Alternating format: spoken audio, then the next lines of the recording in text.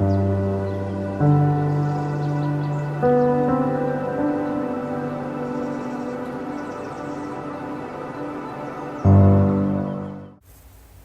reading from the Holy Gospel according to Matthew, chapter 13, verses 47 to 57.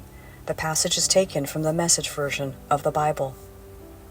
Jesus said to his disciples, "Or God's kingdom is like a fish net cast into the sea, catching all kinds of fish.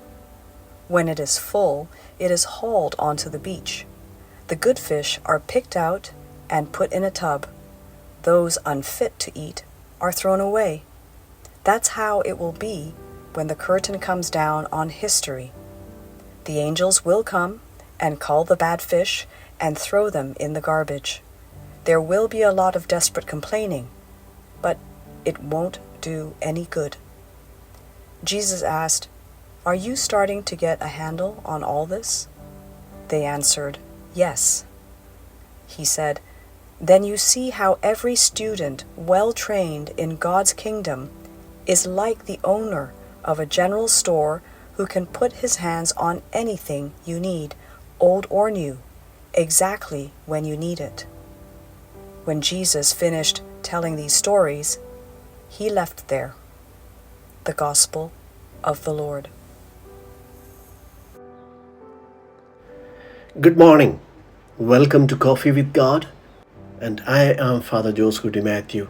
Today on the 31st of July, the Church celebrates the memorial of Saint Ignatius of Loyola. And we reflect on the Holy Gospel according to St. Matthew, chapter 13, verses 47 to 53. Sorting what is beautiful.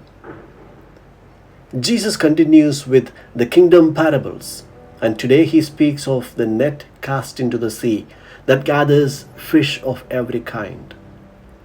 When the net is full, the catch is sorted. Good is kept and the rest discarded. It's a familiar scene for Jesus, who spent time by the shores of the Lake of Tiberias. But the message goes far deeper than fish. This parable is not only about separating good and bad people. It's about each of us. Within every person, even those drawn into Christ's net, there is beauty and there is brokenness. There are moments of spirit-led love and also times of selfish compromise. As Ignatius of Loyola taught in his spiritual exercises, we are called to discern, to notice what leads us toward God and what leads us away. The process of Christian maturity is the purification of our hearts, allowing the Spirit to burn away what is lifeless, so that the beauty of Christ may remain. Matthew the evangelist, himself a converted tax collector, ends this passage with an image of the wise scribe who brings forth treasures new and old. This also speaks to our journey of faith. Ignatius, a soldier turned mystic, shows how God transforms even ambition and passion into zeal for the gospel. He doesn't discard the past, but allowed God to refine it.